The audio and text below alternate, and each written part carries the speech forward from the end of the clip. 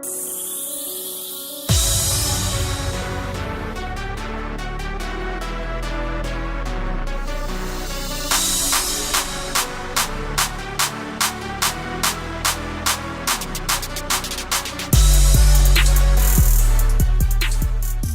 everyone, my name is Scott Tackett. I am owner-operator of Street Style RC. You can check us out on Instagram and Facebook, Street Style RC. You can also give us a call, 865-249-8679. We're located at 5308 North Middlebrook Pike in Knoxville, Tennessee, 37921. So, now, why the tutorial? What I want to get into is basically one of the most common things I'm asked is to solder a connection for me on a daily basis. Solder a connection, solder a battery, solder my ESC, solder my motor. So what I want to do here is take the opportunity to do a couple of different things. Try out a new product, a connector. Yeah Racing has come out with the new angle type 4 and 5 millimeter connector here. What I like about it is it has plastic on it here, so you're not touching nasty solder all the time, getting yucky contaminant on your hands. It's not good stuff. This is cleaner, more simple, so I figure why not at the same time do that, teach people how to solder, and do some very basic, not crazy, nothing, just very simple, straightforward. So what I need to do first is desolder my old connector leads, get rid of these guys here. So what I'm going to do is put them into my little jig that I have here and tighten him up just a smidge. One of the best ways to do this is you always clean your tip first. Have a nice little cleaner. You can do it wet or dry depending on whether you use your dry one or you can use a wet sponge too. I prefer this. So one of the biggest things is transferring heat. So I always pre-tin up the tip of my solder pretty good here, and once you do that and you lay it on top, it'll transfer pretty quick usually, getting heated up, and then I can release him and remove him. He is gone. I'll set him to the side there, clean my tip up good, put my iron away for a second. This is going to be hot now, so don't burn yourself. Drop out the old piece. Drop out the old piece. Now it's cooled down a little bit. Put the bigger one into it and tighten him down. I'll take my iron again. Always clean. Clean, clean, clean. Constantly clean your iron. Clean and resolder. Don't worry about wasting solder. It's cheap. Why not? You almost want it to have like a drip to it to really transfer that heat. So when you lay that iron on there, it starts going around and really cooking everything up. And you don't want to stay on here too long now. That's one thing people tend to do, is too long on. Too much heat goes up that wire and into the electronics and causes bad things. So we don't want to do that. So now, nice and clean. And we are free from our connections. Drop your old one out, make sure he's not hot. He's not hot. So now we have two bare wires. You can detin them, snip them, clean them up, whatever you want, but for what we're doing, I'm just gonna drop him right back in. They're already pre-tinned for me. Not worried about it. Now one thing you gotta really pay attention to here on these pro style connectors is not crossing things up. You plug your battery in backwards, fried. Everything you have. You got AccuVance, you will not be happy if you fry AccuVance. So pay attention. I usually do my ground short or long, depending on what it's for. In this location, my positive is over here. So my positive wire needs to be the short wire. Ground can be the long in this instance. If you're using black wires, always mark the ends red so you don't mess up things. So how this goes is like this. You have a connector that is kind of modular, unscrews in and out. Just want to screw him out, kind of push him back to get him out of place sometimes.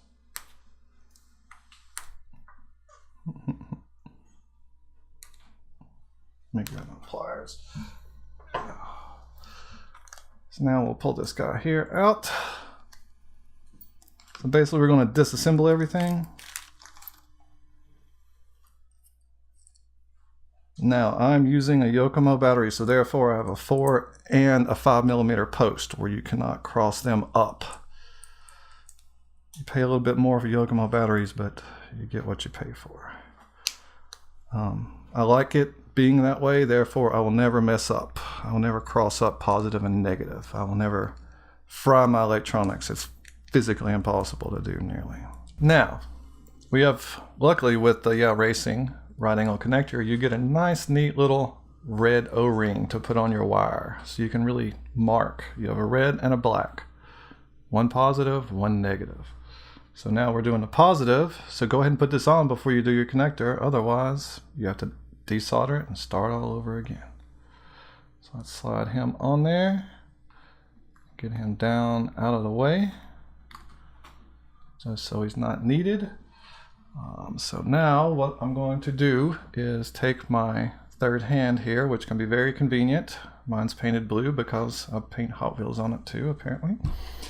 So now what we're going to do is position this out here a little bit to where we can hold our connector in the position to be soldered. So I'll pinch him to the side there, lay him in the position about where I want him to be. Now, one of the most important things about soldering is this. You need to tin your wire, which is add solder to your wire, flow a lot into it. You don't want to see fibers in your wire too much. You should see literally where it almost looks like it's dripping. You want to have a wetness to it almost looking. Then you want to pre-tin your connector piece too also. That way, when the pieces sit together, the solder just flows and transfers into it. One of the most common problems that people do is they take a bare wire and a bare connector and try to feed solder into it, and it never works out for them. So you always tin your wire first, which I just desoldered this. I don't really see a need to add solder to it. So I'm going to tin my connector now and get it ready to solder the two together. Now, one of the things you got to look at here is this connector is square. You don't want to overflow way too much solder into it, but you want to have enough solder. There's kind of a fine line to it.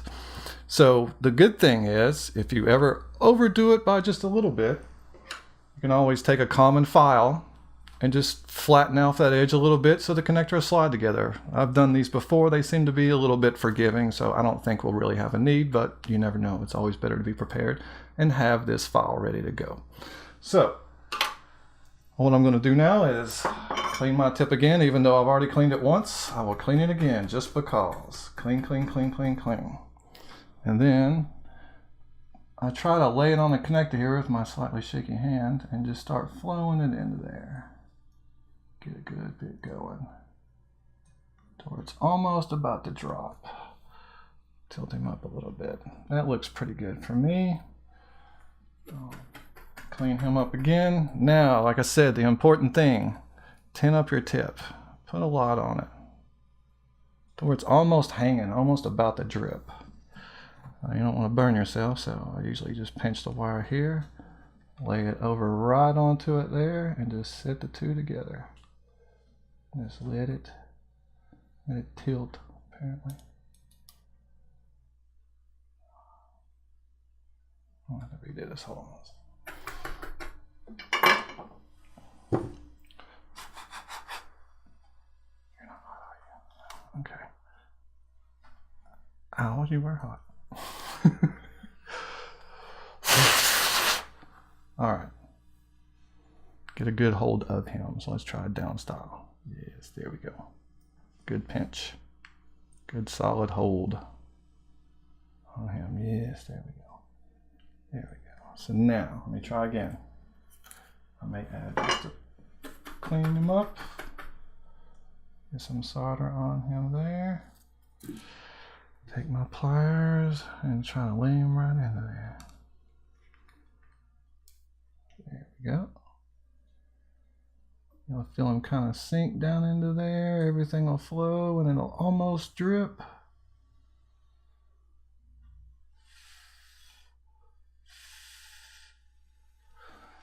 Look at him. I may put a little more in there.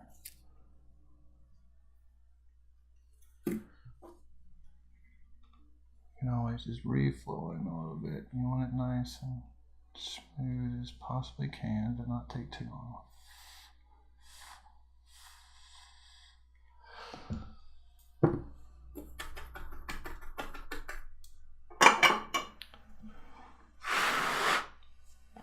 So now that he is done, yeah, oh, I got a whole bunch on the backside. But let's see if he'll go on anyways. Like I said, they can be forgiving. It'll be hot too. So yeah, he went right on, no issue. So now this is positive. On mine, positive is a 5mm. He's the big connector on him. So we take our 5mm bullet. We'll screw him into position here. All the way down so he's nice and tight. Bring our red ring up here so we close off any exposed that's left underneath there too, kind of at the same time. Granted, this isn't crazy beautiful, but you know, hey, it's RC. So now we got to do our 4mm guy over here. So I'm going to shorten him a smidge. Once you solder something, sometimes you can, I'm going to try to do this with these, but snip off just the tip if it's a little bit long. All right, that worked well. Nice, thick, and soldered. So we need to take our other connector, take our black marker ring and put on here. Roll him down. Out of the way. Get a good grip on our connector here, so he won't pivot up and down when you're trying to flow him, as I say. Clean, clean, clean.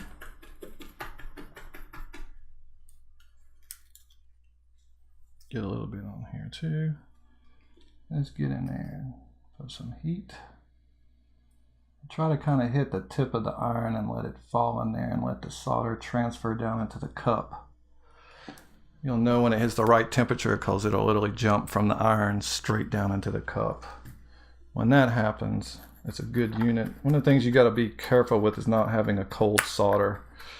A lot of times if something is, not always, but a lot of times if something's very hazy looking, very icy looking, it can be a cold solder. But if you float it very well, sometimes it's just cheap solder.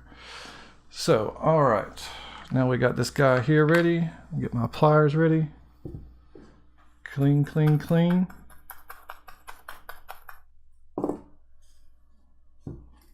Flow some solder right on that tip, plenty.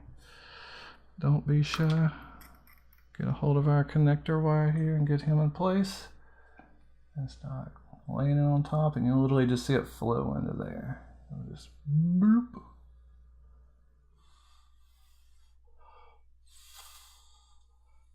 You'll see it change once it cools.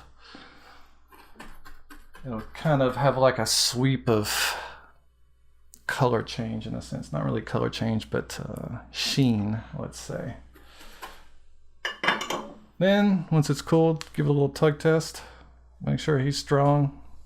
Nothing's going to happen. And hopefully, if I did this correctly, this connector case should slide right on. And boop-a-doop-a-doop-a-doop-a-doop-a-doop. Yep, it slid right on. Now I want the 4mm for this guy.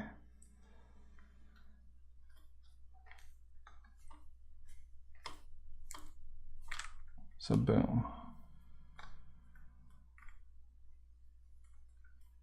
Done, set, new leads. I don't have to touch solder. Everything is good. So what I'm going to do here is give it, you get 2 extra leads too, so always remember that. You'll have an extra 4 and a 5, or an extra set of 4s, or an extra set of 5s. So what we need to do here is check everything out, make sure not hot, everything good, and we can do a test. The old Yokomo YD2S Plus here. Close down my battery latch. Positive, red, red, positive, positive, red, red, red, positive. Plug him in. Negative, negative, black, black, black, black, negative, negative, negative. Plug him in. Turn on the old Sanwa here. Turn on the old car. And boom. Nice, clean, smooth blackness. If anything bugs you, if you got a piece that's too long, you can go back in there and resolder it, clean it up. You know, soldering takes time. One of the biggest things is not staying too long in it with the heat. You get into a Dean's connector, it's 5 or 6 seconds on that blade, be back off the heat. It'll slide right through, trash a connector. It can happen. But soldering's not that hard. Just keep it clean, easy, fun, safe, and by all means, have fun RC drifting.